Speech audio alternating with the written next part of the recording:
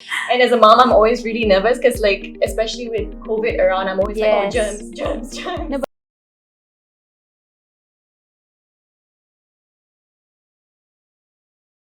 Hi everyone, and welcome to AskMeDoctor Season 3, a health video series for you and your family. I'm Syahira from motherhood.com.my.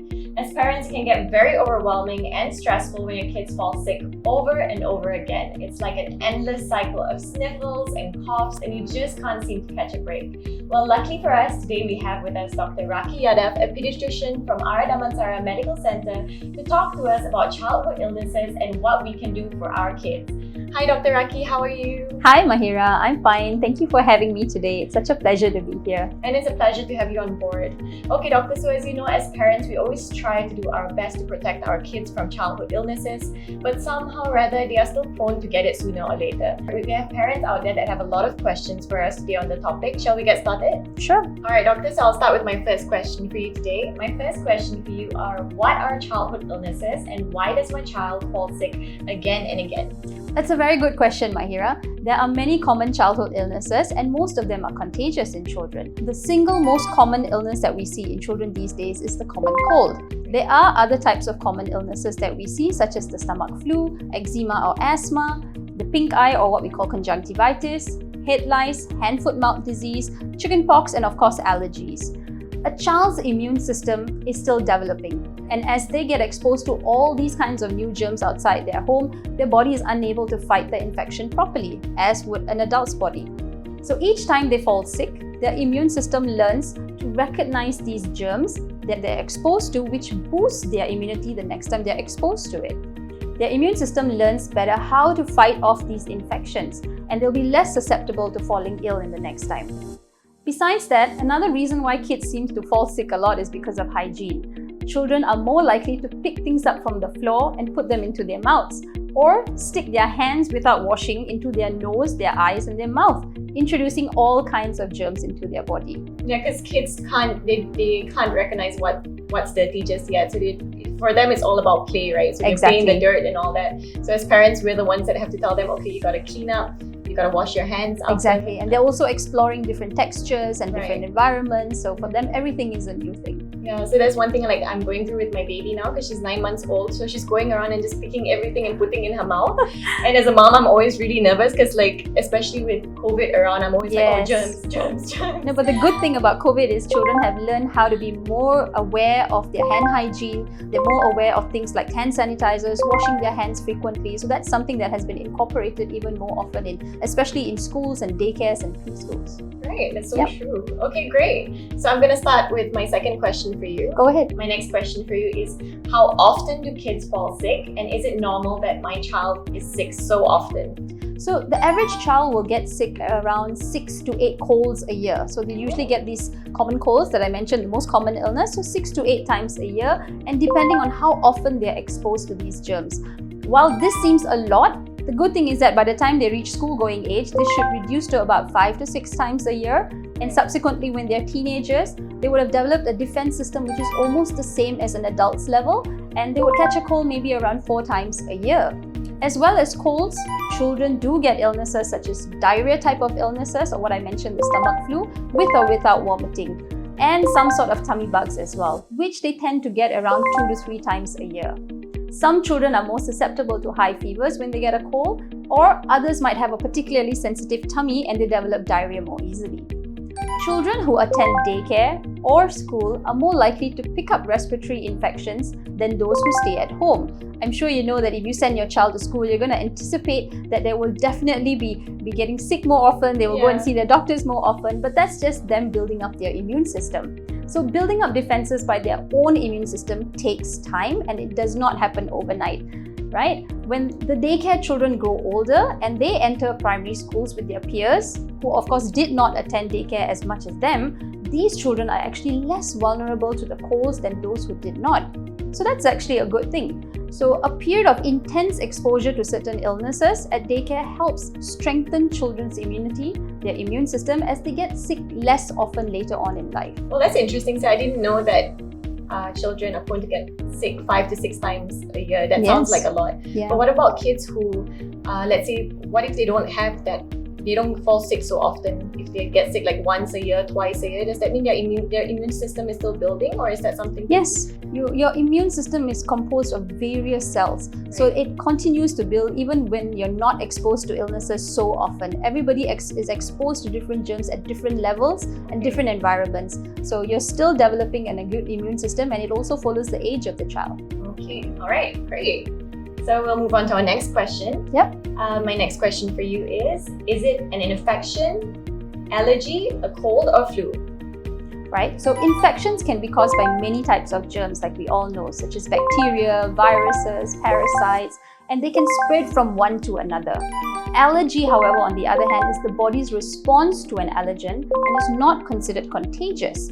Right? Symptoms of an allergy are usually sneezing, coughing, or itching with no fever present. But an infection is usually accompanied by fever, chills, body aches, sore throats, and sort of persistent kind of cough. Right. While the common cold or the influenza can both hit your child hard, it depends on their age. One of the biggest differences in the common cold is that it is quite gradual, while the flu or the influenza is a sudden onset. So a fever is very rare in the common cold. It might happen, you might have a low-grade fever on the first 2 days, while in the influenza kind of children, it generally is accompanied by persistent high fever. So sudden onset of high fever associated with weakness, body aches, and in younger children, poor appetite. Right. The cough is also usually more persistent, more constant, sometimes even more chesty in the influenza a lot as compared to common cold. And those who have influenza usually also develop a little bit of chest discomfort as well. Okay, great. Very informative. Okay, so I'll move on to my fourth question for you. I think it's a question that's on most, or if not all parents' mind, is what can I do to improve the general health of my child? That's a very common question I get, especially in clinic. So our health, Mahira, is mainly influenced by exercise, Right. rest, and most importantly, our diet. So as we all know, the Malaysian diet is not exactly the best diet in the world, but we do what we can. So encouraging your child to lead an active lifestyle instead of just doing sedentary activities is very important. Incorporating movements into their play, bringing them out for play at least 1 to 2 hours a day is essential. Exercise increases the blood flow in our body, and that can help clear bacteria out of your airways much faster. While being active is essential, it is equally just important to ensure that your child gets enough rest at night. Make sure they sleep at night early. Don't have these late night out supper that Malaysian lifestyle always has. So why is this important? It's because during sleep, our body produces T cells. T cells are a type of white blood cell that plays a critical role in our body's immune response. The better sleep we get, the more T cells are produced, which helps fight off infections more effectively. So adequate sleep is absolutely essential to a healthy lifestyle. However, the most important thing, as I've mentioned earlier, is of course our diet.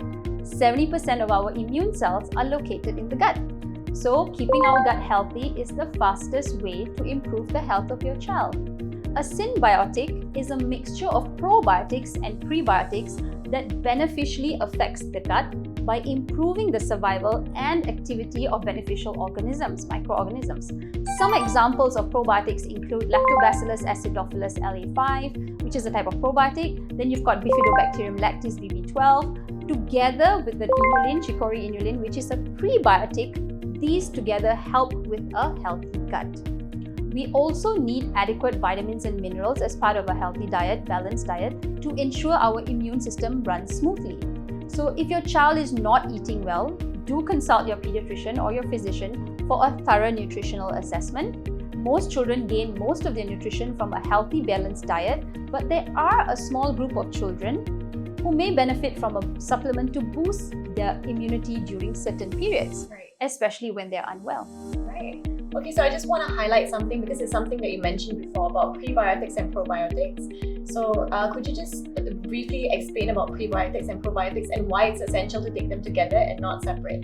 So probiotics are different types of microorganisms, and you see in different packaging it says millions and billions. So the more we have, the better it is.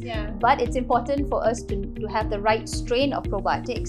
Prebiotics, on the other hand, are foods for probiotics. So it's sort of like you're providing good microorganisms for your gut, and you're also giving them tapau food so that they don't run out of what they're supposed to do for your body. So like the probiotics eat the prebiotics, and that gives the additional boost, additional energy to work better for us, right? Absolutely. So the combination and how they work together is essential. Right. So when you see like prebiotics on its own, it's not essential. It may help for certain things, but it really depends on what you're taking these for. What you're taking the probiotics for. What are you taking the prebiotics for? They usually must have an indication. Okay, great. So these are things I did not know before. And now you know. Now I know. Thanks to you.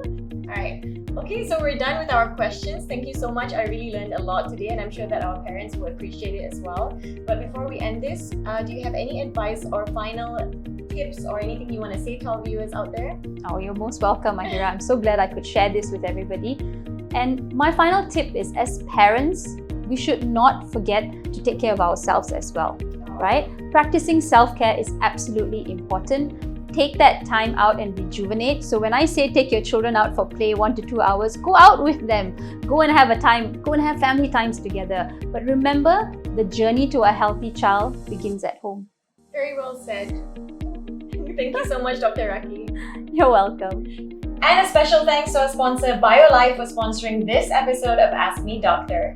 As parents, we want to ensure that our children grow healthy with a strong immunity. BioLife full range of kids wellness products such as BioLife AB Junior, Pre and Pro contains symbiotics to help boost gut health. BioLife Kids Gummies, Multivitamins and Mineral is a fruity flavored gummy that contains 8 essential vitamins and 2 different types of minerals. Multivitamins and minerals are needed for children's general well-being, and BioLife Kids Gummies Omega-3 plus DHA and EPA is a fruity flavored gummy containing omega-3 essential fatty acids to support healthy development in children's growth.